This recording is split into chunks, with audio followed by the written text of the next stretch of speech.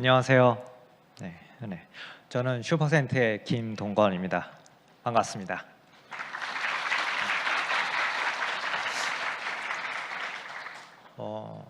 저는 이 자리에서 이제 키노트 현장에 생중계되는지까지는 몰랐네요.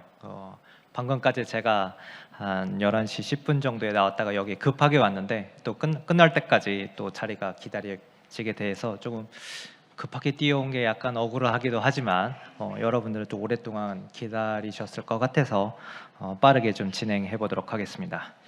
오늘 저는 AI 기능 몇 개를 소개하려고 이 자리에 선 것이 아닙니다. 물론 저희가 실제로 만들어 쓰는 도구들도 중간중간 보여드리겠지만 진짜 하고 싶은 이야기는 조금 더 근본적인 것입니다. AI 시대의 게임을 만드는 방식 자체가 어떻게 바뀌고 있는가, 오늘은 그 이야기를 저희가 실제로 부딪혀보고 실패하고 또 다시 시도하면서 얻은 경험을 바탕으로 나눠보려고 합니다. 사실 이 주제는 저에게도 굉장히 개인적인 의미가 있습니다. 6년 전 제가 바로 이 유나이트 무대에서 AI로 게임을 테스트하는 방법을 발표했었습니다. 그때는 그게 완성형이라고 생각을 했는데 지금 돌이켜보면 그 시도가 오늘 이야기의 출발점인 것 같습니다. 그 6년 동안 무엇이 바뀌었고 지금 우리는 어디에 서 있는지부터 말씀드리도록 하겠습니다. 먼저 제 소개를 간단히 더 드리도록 하겠습니다. 저는 슈퍼센트에서 CAIO 겸 CTO를 맡고 있는 김동건입니다. 6년 전 이 유나이트 무대에서 AI로 게임을 테스트하는 방법을 발표했었고 그 뒤로도 이론만 다룬 게 아니라 계속 게임을 직접 만들고 직접 서비스하고 글로벌 시장에 부딪혀 왔습니다. 그래서 오늘 드리는 이야기는 단순한 트렌드 정리가 아니라 저희가 현장에서 실제로 겪은 이야기라는 점을 먼저 말씀드리고 싶습니다. 6년 전으로 돌아가 보겠습니다.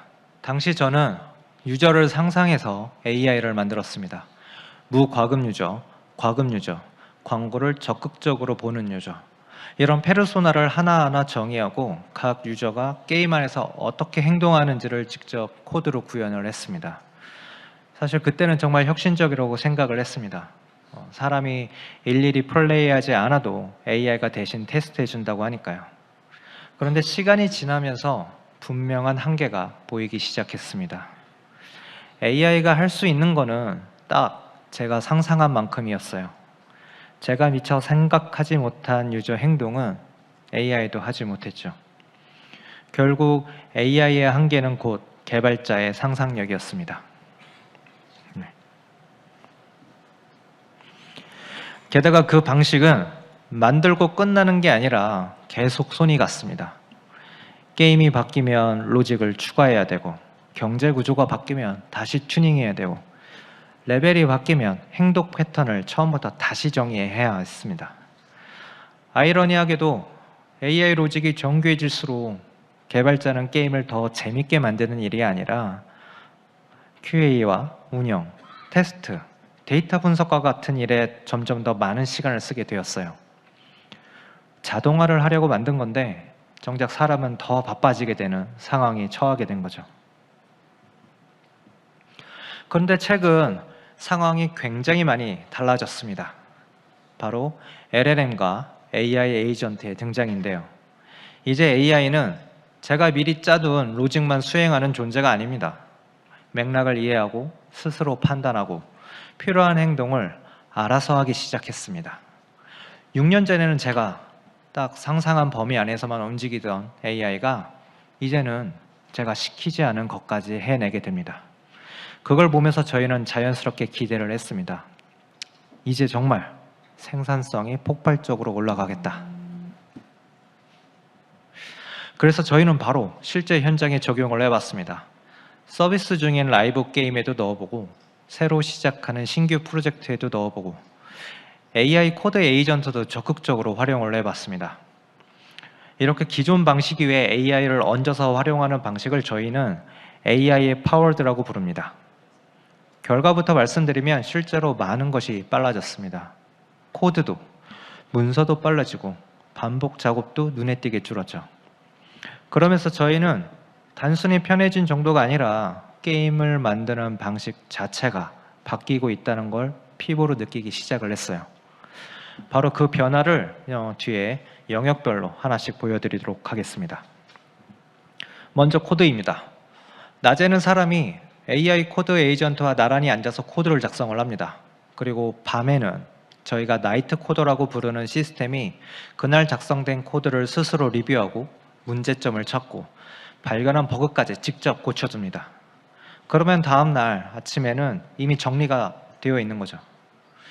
코드 에이전트만 쓰는 게 아니라 나이트 코더를 함께 쓰면서 낮과 밤, 사람과 AI가 서로 이어 달리기 하듯이 바톤을 주고받습니다. 그 결과 개발이 사람이 자는 동안에도 멈추지 않고 계속해서 이어지게 됩니다. 문서도 마찬가지였습니다. 게임 개발이라고 하면 코드만 떠올릴 수도 있지만 실제로는 기획서, 회의록, 스펙 정리 같은 문서 작업들에 엄청난 시간이 들어가게 됩니다. 이런 작업들이 AI로 빨라지니까 단순한 문서를 빨리 쓰는 것을 넘어 생각을 정리하고 팀과 공유하는 속도 자체가 올라갔습니다.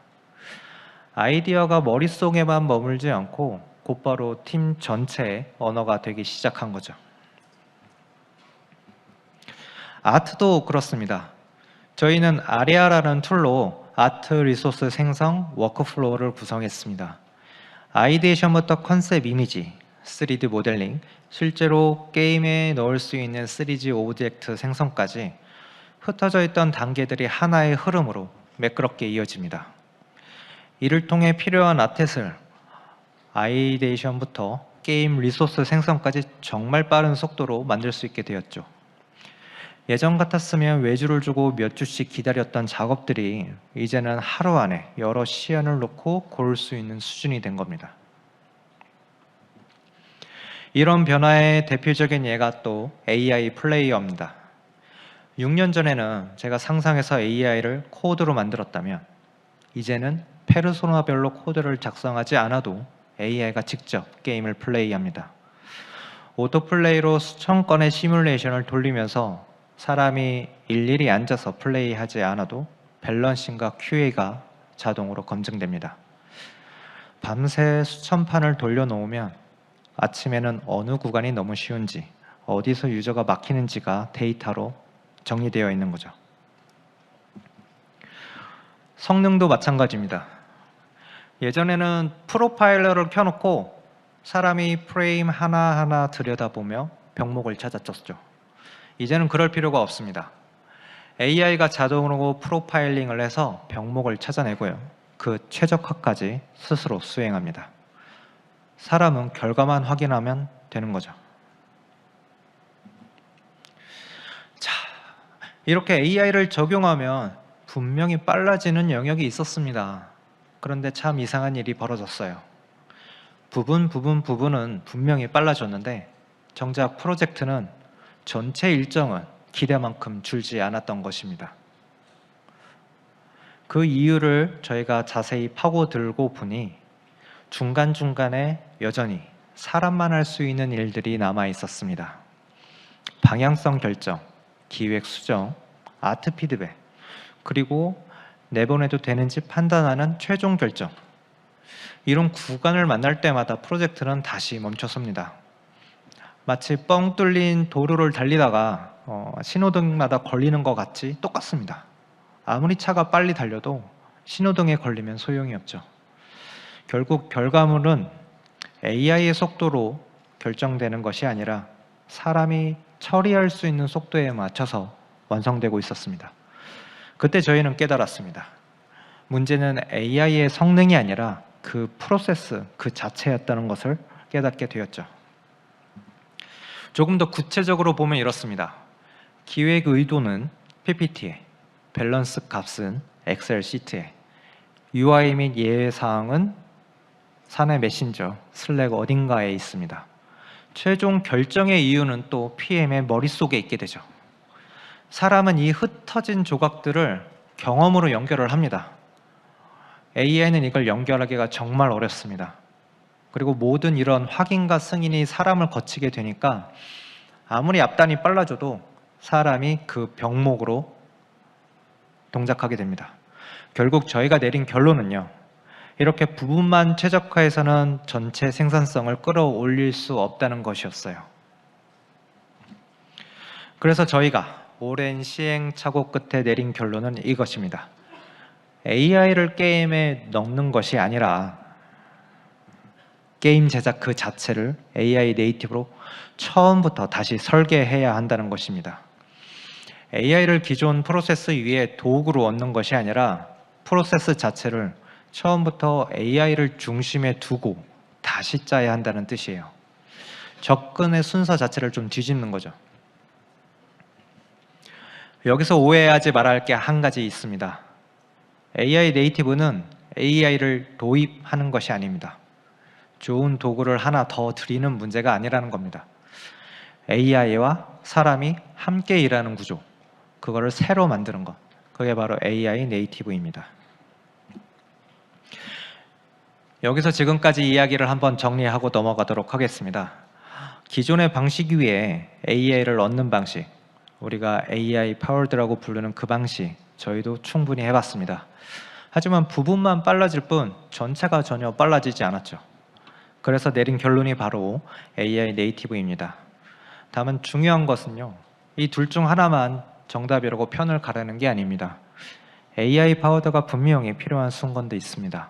하지만 정말 중요한 거는요, 우리가 왜 AI를 쓰기 시작했는지 그 목적을 잊지 않는 것입니다.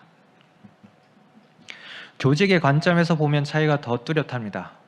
기존의 조직은 회의하고 전달하고 그 다음에 작업에 들어갑니다. 즉 얼라이먼트, 정렬을 사람이 회의로 만들어냅니다. 반면 AI 네이티브 조직은요, 컨텍스트에서 바로 실행으로, 맥락에서 실행으로 바로 이어집니다. 정렬을 사람이 하는 게 아니라 잘 정리된 컨텍스트가 만들어주는 거죠. 회의에 쓰던 시간들이 그대로 제작을 할 수 있는 시간으로 바뀌게 됩니다. 이제 그러면 AI와 사람의 역할이 어떻게 나뉘느냐에 대해서 말씀드리도록 하겠습니다. AI가 담당하는 것은 크게 반복, 확장, 그리고 검증입니다. 하루에도 수천 번씩 지치지 않고 반복하고 빠르게 확장하고 또 꼼꼼하게 검증하는 일들을 AI가 하는 거죠. 사람이 담당하는 것은 게임에 대한 방향성, 재미, 그리고 유저들이 겪게 될 경험, 최종적으로 완성도입니다. 어디로 갈지 정하고 무엇이 재미있는지 판단하고 어떤 경험을 줄지 결정하고 그리고 마지막 디테일을 끌어올리는 일, 이건 여전히 사람만이 할 수 있는 일입니다. 그래서 오늘 제가 정말 강조하고 싶은 것은 이것입니다. AI의 진짜 가치는 생산 속도가 아닙니다. 빨라지는 건 결과일 뿐 본질이 아니라는 거죠. 왜 그런지 게임 개발의 본질부터 한번 짚어보도록 하겠습니다. 게임 개발은 한마디로 이터레이션, 반복의 산업입니다. 만들고, 테스트하고, 또 배우고, 또 만들고, 빌드하고, 테스트하고, 이 사이클을 얼마나 많이 도느냐가 게임의 완성도를 결정하기 때문이죠. 재미는 처음부터 기획서에, 설계도에 있는 것이 아니라 대부분 이러한 반복을 돌리는 과정에서 발견되기 때문인데요. 바로 여기에 AI의 진짜 가치가 있습니다. AI는 그 반복 비용을 무너뜨립니다. 한 번 도는데 며칠씩 걸리던 이런 이터레이션 사이클을 정말 단 몇 분으로 줄여줍니다. 같은 시간에 훨씬 더 많이 시도하고 더 많이 발견할 수 있게 되는 거죠. 그리고 이건 특정 게임만의 이야기가 아닙니다. 저희 슈퍼센트는 여러 개의 AI 네이티브 게임을 동시에 만들고 있고요. 핵심은 특정 게임의 성공이 아니라 게임을 만들고 있는 방식 자체가 바뀌고 있다는 점입니다. 네. 제가 분명히 말씀드리고 싶은 것은 이겁니다. 지금 여러분들한테 보여드리는 이 화면이 단순히 잘 꾸민 데모가 아니라는 점이에요. 저희 실제로 AI 네이티브 방식으로 게임을 만들어서 시장에 내보내서 또 시장의 지표를 직접 검증한 실험작들입니다. 기획부터 아트, 밸런싱, 라이브 기능, 광고 영상 이 전 과정을 AI를 이용해서 각각 1인의 PD 혼자서 3주 만에 만들었습니다. 느낌이 좋다가 아니라 실제 시장에 내보내서 지표로 검증을 했죠. 속도를 체감하실 수 있게 다시 한번 정리되려면 한 명이 3주 만에 만들었습니다. 게다가 첫 번째 실제로 플레이가 되는 빌드의 70%는 3일 만에 완성이 됐어요. 기존 방식에서 팀을 꾸리고 일정을 잡고 그리고 제작을 했던 속도를 생각하면 정말 상상하기도 어려운 일입니다. 그런데 바로 이 사례가 다음에 드릴 가장 중요한 이야기로 이어지게 됩니다. AI 네이티브에 대한 가장 큰 착각. 제가 이렇게 속도에 대해서 말씀드렸지만 이걸 그저 게임을 빨리 만드는 기술이라고 생각하는 겁니다. 70%까지 빨리 만들어지는 것을 보고 저희도 처음에는 그렇게 기대를 했어요. 하지만 문제는 그 다음이었죠. 진짜 게임에 대한 재미는 그 빠르게 만든 70% 안에 있는 것이 아니라 그 이후에 남은 마지막 30%에서 만들어졌습니다. 그리고 이 30%는 단순히 빨리 만든다고 되는 게 아니었죠. 마지막 30%가 무엇이냐? 다시 한번 말씀드리면 재미를 발견하는 일, 그리고 무엇을 만들지 결정하는 일, 어떤 경험을 사람들에게 전달할지 정하는 일, 그리고 완성도를 마지막까지 끌어올리는 일입니다. 이건 지금도 앞으로 여전히 사람의 몫일 것입니다. 그래서 저는 이렇게 정리합니다. AI 네이티브는 사람을 없애는 기술이 아닙니다. 오히려 사람을 반복 노동에서 해방시켜서 정말 중요한 게임 제작에서 그 정말 중요한 30%에 집중하게 만드는 것이라고요. 이제 이런 방식이 실제로 게임에서 어떻게 작동하는지 보여드리도록 하겠습니다. 먼저 아트입니다. 게임 전체의 아트 스타일을 일관되게 유지하면서도 필요한 자산을 정말 빠르게 확장할 수 있다는 뜻입니다. 스타일이 흐트러질 걱정 없이 양을 늘릴 수가 있게 되는 거죠. 기능 쪽도 보겠습니다. 지금 저희 AI 네이티브 게임에서는 랭킹, 매치메이킹, 출석 보상, 연승 보너스, 연승 깨짐 방지, 컬렉션, 스토리 시스템과 같은 이 수많은 기능들이 정말 순식간에 구현이 됩니다. 화면에 보시던 말로만이 아니라 실제 게임에서 그대로 동작을 합니다. 그런데 또 중요한 포인트가 있죠. 이 기능들을 빨리 구현했다는 사실 그 자체가 아닙니다. 중요한 것은요, 그 다음이죠. 연승 보너스를 넣으면 게임의 경제 구조가 어떻게 변할지, 컬렉션을 넣으면 유저들의 리텐션이 어떻게 달라지는지, 랭킹을 넣으면 경쟁 구조가 어떻게 바뀔지, AI는 그 기능 하나만 뚝 떼서 구현하고 끝나지 않습니다. 그 기능이 들어간 게임 전체를 다시 검토하죠. 사람이라면 놓치기 쉬운 이런 연쇄 효과까지도 AI가 함께 봅니다. 그리고 그 검토를 뒷받침하는 게 바로 수천 번의 시뮬레이션입니다. 예전 같으면 이런 검증에 며칠씩 걸렸죠. 정말 많은 사람들이 검증을 하는데 시간을 들였었습니다. 지금은 그 며칠짜리 작업들이 정말 이런 실행, 버튼 하나로 몇 분 안에 시작이 됩니다. 그런 기능을 넣자마자 이 게임에 끼칠 영향까지도 직접 AI가 플레이하는 것을 보면서 확인할 수 있게 되는 거죠. QAH도 완전히 달라집니다. 자동 플레이, 회귀 테스트, 검증이 이제는 상시로 돌아가게 되는 거예요. 그래서 이제는 QA가 개발이 끝난 뒤에 맨 마지막에 빌드로 만들기 전에 마지막에 하는 단계가 아니라 개발하는 동안에도 계속 반복해서 함께 돌아가는 상시 프로세스로 바뀌게 되는 거죠. 영상에서 보시면 AI가 직접 플레이하면서 QA/TC가 만들어진 걸 하나하나 검증하면서 그린라이트를 만들어가면서 자동으로 테스트를 하고 있습니다. 이제 라이브 운영 단계로 좀 넘어가 볼게요. 예전엔 지표가 나오면 사람이 뽑아서 분석을 하고 회의를 잡고 그리고 가설을 세우는 데만 또 며칠이 걸렸죠. 이제 지금은 상황이 달라집니다. 지표가 나오는 순간 AI가 즉시 분석을 시작합니다. 지표에 대한 회의를 사람들이 하기 전에 회의실에 모이기도 전에 이미 1차 분석이 끝나 있는 거죠. 또 이제 분석에서만 끝나지 않습니다. 왜 이런 결과가 나왔는지, 어느 구간에서 문제가 생겼는지, 어떤 개선이 가능한지, 어떤 기능을 넣으면 좋을지 순식간에 여러 개의 대안들이 AI를 통해서 함께 제안을 됩니다. 이제 사람들이 이런 스펙을 정할 때, 업데이트, 개선안을 회의를 할 때 백지에서부터 시작하는 게 아니라 이 AI가 잘 정리된 이런 대안을 놓고 어떤 것을 포함할지 판단만 하면 되는 시점인 거죠. 이 분석에서 또 끝나지 않습니다. 이걸 예전 방식과 비교해 보면 차이가 확연한데요.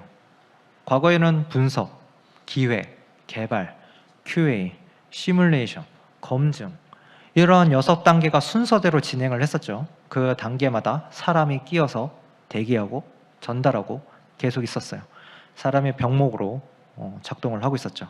지금은 AI가 데이터에서 시작해서 인사이트를 뽑고 제안을 만들고 그런 것들 토대로 직접 개발도 합니다. 그리고 다시 시뮬레이션을 통해서 검증까지 해요. 데이터와 곧바로 기획과 개발로 연결되는 구조. 이러한 루프가 끊임없이 하나의 루프로서 동작을 하게 됩니다. 또 중요한 포인트가 여기서 나옵니다. AI가 단순한 조언자가 아니라는 겁니다. 마치 듣기 좋은 그럴듯한 말을 던지고 마는 게 아니라 이제는 그 이후부터는 실제로 결과를 학습을 합니다. AI가 예측한 것과 실제 시장에서 나온 결과 사이의 차이를 계속 확인을 합니다. 그리고 어디에서 그런 차이가 왔는지 그 간극을 지속적으로 줄여나가게 되죠. 그래서 AI는 쓰면 쓸수록 우리 게임에 더 정확해지게 됩니다. 여기서 저희는 또 한 걸음 더 나아가 봤습니다. 앞서서 게임 제작에 가장 중요한 AI가 해주지 않는 나머지 30%, 사람만이 할 수 있는 일, 방향과 재미, 완성도를 잡는 거는 사람의 몫이라고 말씀드렸죠. 근데 그 일을 사람이 더 잘하도록 도와주는 툴, 도구, 이거를 이제 AI가 개인에 맞춰서 만들어줍니다. 재미를 분석하는 툴까지도 이제는 AI가 만들어줘요.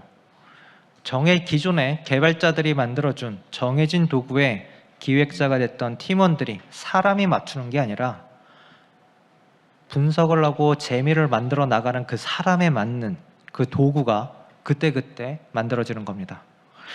기존의 방식에서 도구와 사람의 관계가 뒤집히게 되는 거죠. 그리고 이렇게 쌓인 노하우는요, 개인의 머릿속에만 남는 게 아니라 다시 바로 회사의 자산이 됩니다. 한번 만든 이러한 AI 흐름, 이런 것들은 이제 슈퍼센트 AI 허브인 이제 나비에서 재사용 가능한 툴과 이제 스킬의 형태로 계속 축적이 되고요.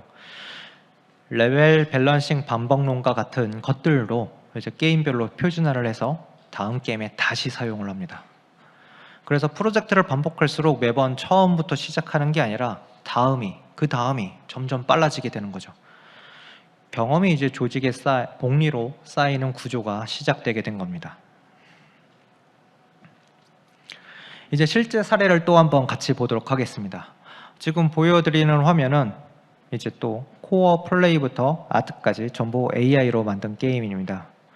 제가 지금까지 말씀드린 내용이 또 그럴듯한 들리기 좋은 이야기가 아니라 지금 당장 AI로 만든 게임이 실제 상품이 되는 그런 것들이 가능한 시기가 됐다는 것을 직접 보여드리는 사례입니다. 그러면 이 변화가 우리에게 무엇을 의미하는지 이야기해 보겠습니다.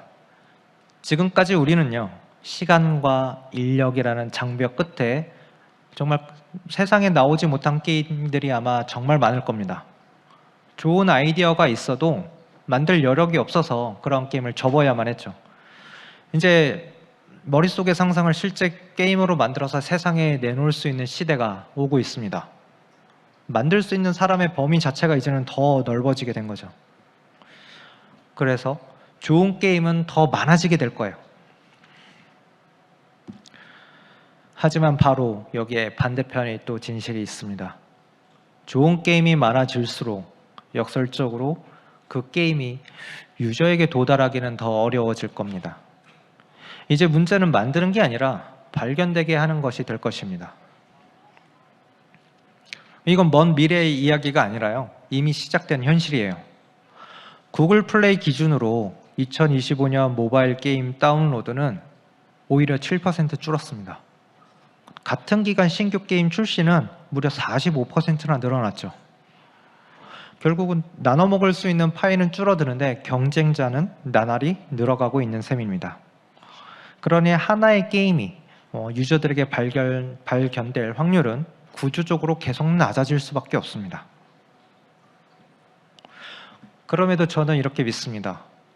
전 세계 어딘가에 내가 사랑해서 만든 이 게임을 좋아할 유저가 어딘가에는 있을 것이다.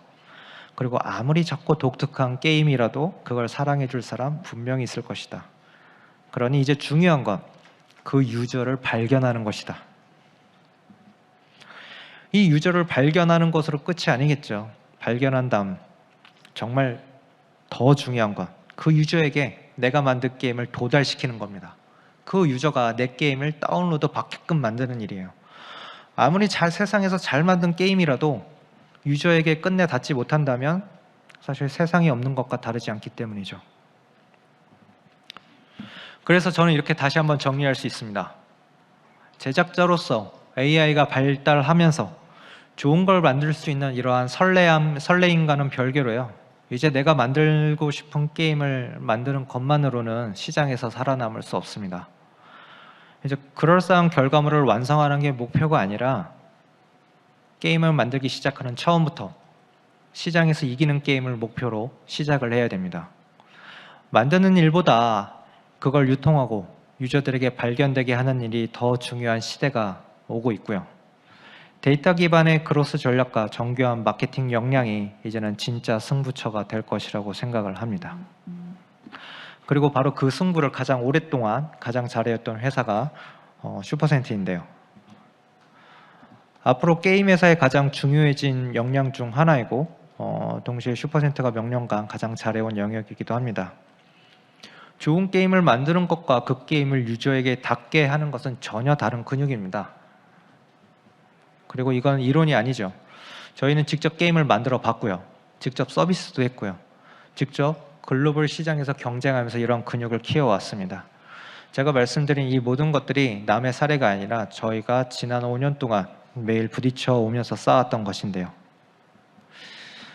잠깐 저희 회사를 좀 설명을 드리면 저희는 하나의 큰 타이틀을 만드는데 모든 것을 쏟는 것이 아니라 정말 수많은 게임을 빠르게 만들고 시장에서 테스트하고 그 중에서 정말 글로벌적으로 의미가 있는 게임만을 스케일업하는 그런 과정을 이제 하나의 파이프라인으로 만드는 시스템을 만드는데 5년을 투자해 왔습니다. 그 결과 저희가 이제 설립 5년 만에 누적 다운로드 15억, 월 이용자 1억 명, 그리고 누적 매출 5천억 수준을 만들어 왔고 그 매출의 97%가 다 해외에서 발생을 하고 있죠. 그리고 또 쉽지 않은 시장에서도 15분기 연속 매출 성장을 이어오고 있고요.